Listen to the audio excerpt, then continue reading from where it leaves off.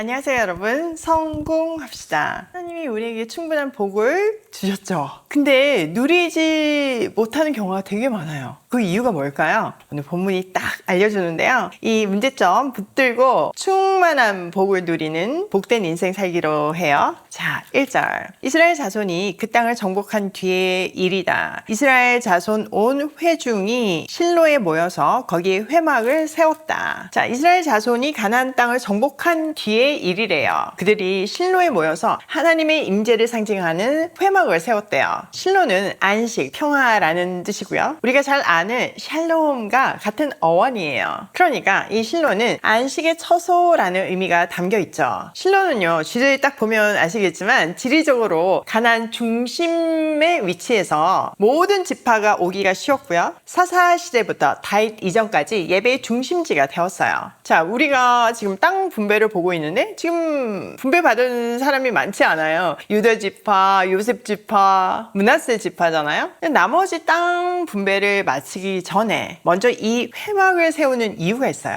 바로 하나님의 언약을 다시 세우고 신앙적인 중심을 다시 잡기 위한 의도였죠. 이제 광야의 나그네가 아닌 약속의 땅에 정착한 언약 백성으로서 이스라엘은 승리의 영광을 예배로 하나님께 돌리면서 신앙의 우선순위를 분명히 하고 있어요. 우리도 삶의 새로운 시작 앞에 먼저 예배의 중심을 세울 때 하나님이 우리 시작되는 그 모든 여정의 주인이 되어주시고 그 후에 모든 일을 바르게 인도해 주세요. 그러므로 같이 예배드리고 마음을 새롭게 하는 게 너무 중요한데, 그런 의미로 오늘 저녁에 있는 오이패밀리 기도에 절대 잊지 마시고요. 현장에 오시면 제일 좋고, 상황이 안 되시면 온라인으로 함께 들어오셔서 뜨겁게 기도하고 우리 중심을 새롭게 하는 또 새 출발을 준비하는 시간이 되면 좋겠어요. 꼭 함께 기도해요. 자, 2절.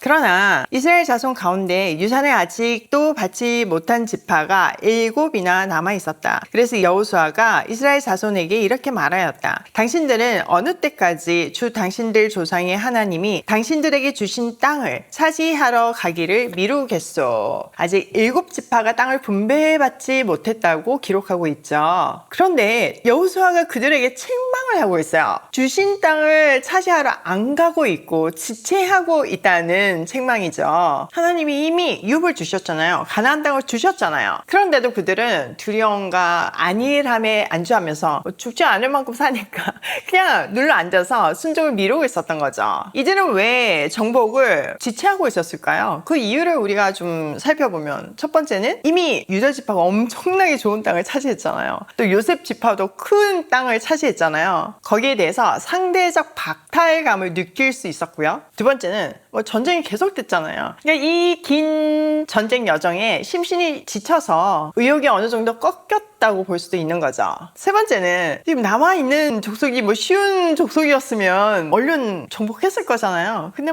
앞에도 보니까 거인 족속이 있고 그들이 철 무기를 가지고 있고 쉽지 않은 가나안 족속이 남은 거예요. 그들과의 추가 전투를 하는 것에 대한 두려움이 그들을 지체하게 만들었어요. 이 여호수아의 책망은 오늘 우리에게도 가슴에 탁 박히죠. 하나님이 이미 주셨다고 하신 축복을 두려움과 현실에 눌려서 차지하지 못한 채 머뭇거리고 있지는 않은지 스스로 돌아봐야 돼요. 히브리서 6장에 보면 게으르지 말고 믿음과 인내로 약속을 기업으로 받은 자들을 본받으라 라고 말씀하고 있잖아요. 이제는 지체하지 말고 믿음으로 약속을 향해 나아가야 할 때예요. 자, 이어지는 4절. 당신들은 각 지파에서 3사람씩을 선출하시오. 내가 그들을 그리로 보내겠소. 그들이 가서 그 땅을 두루 다닌 뒤에 자기 지파가 유산으로 받을 땅의 모양을 그려서 내게로 가져오도록 하겠소. 그 땅은 7몫으로 나눌 것이요. 유다는 남쪽이 자기 영토에 머물고 요셉 족속은 북쪽이 자기 영토에 머물도록 하시오. 당신들은 그 땅을 7몫으로 나누어서 지도를 그리고 그것을 여기 나에게로 가져오시오. 그러면 내가 여기 주 우리 하나님 앞에서 제비를 뽑아서 당신들의 몫을 결정하겠소. 그러나 당신들 가운데 레위 사람은 받을 복이 없소. 주님의 제사장이라는 직분이 곧 그들의 유산이기 때문이요. 또한 각각 루벤과 므낫세 반쪽 지파는 주님의 종 모세가 요단강 건너 동쪽에서 그들에게 준 유산을 이미 받았어. 자,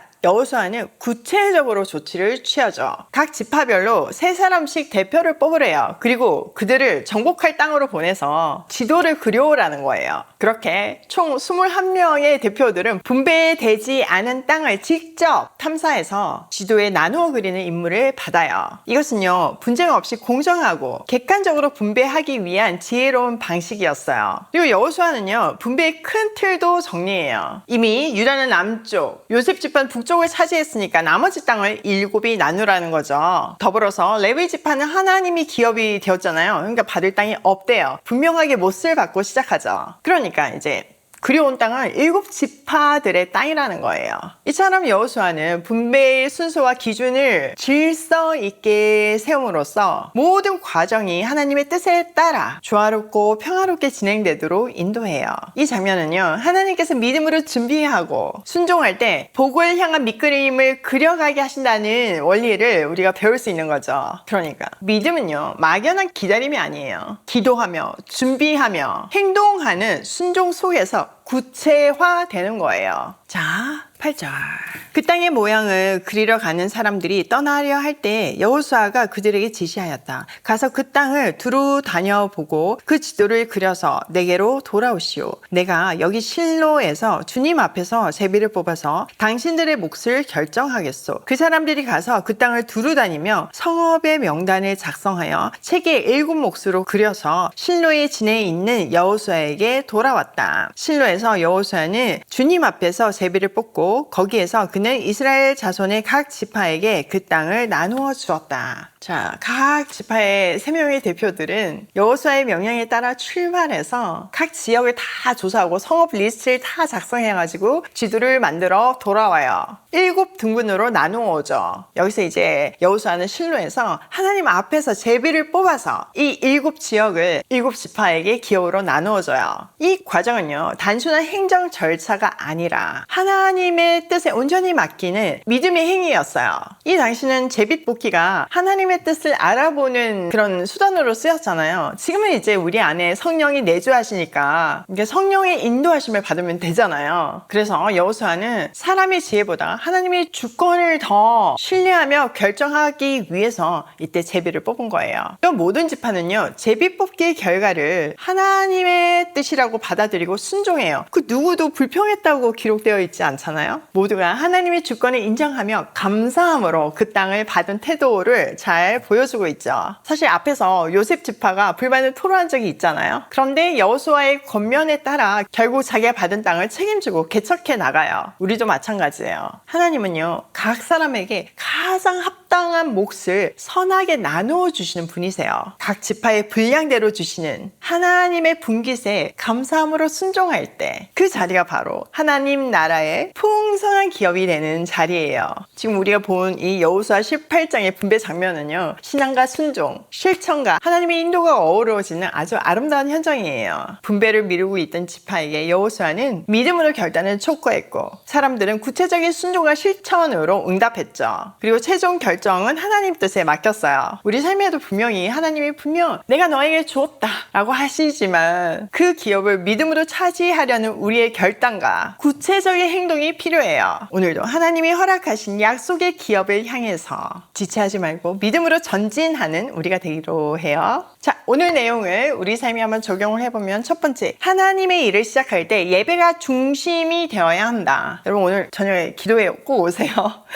이게 중심에 하나님이 계시면요, 이 공동체는 아름다운 모습을 보일 수밖에 없고요, 서로 이해하고 조율할 수밖에 없어요. 그리고 어떤 결과뿐만 아니라 모든 과정이 하나님께 영광을 돌리고 하나님을 드러내는 과정이고 또 개인적으로는 성장하고 충만해지는 과정이죠. 우리도 언제나 사명의 전환점, 새로운 시작 앞에서 가장 먼저 예배를 드려야 돼요. 매일의 아침도 이 예배 자리에서 시작해야 하는 거죠. 이 태도는 승리는 우리 손에 있지 않고 하나님께 있다는 것을 고백하는 태도예요. 두 번째, 지체하지 말자. 하나님의 약속이 내 것이 되려면요, 순종해야 돼요. 7지파도 유업을 받았지만 차지하지 못했어요. 두려움과 게으름 때문에요. 우리에게도 주신 약속이 있죠. 가만히 있으면 오는 것이 아니에요. 믿음으로 결단하고 그 땅을 밟고 전투를 해야 돼요. 망설이지 않는 우리가 되기로 해요. 세 번째, 각자의 분깃을 하나님의 뜻으로 받아들이자. 우리는 남과 비교하면서 불평하고 시기하는 경우가 많잖아요. 근데 하나님은 완전하신 분이세요. 각 사람에 맞게 가장 합당한 분깃을 주시는 분이시죠. 그 믿음이 있다면 우리는 우리에게 주어진 분깃을 감사함으로 받고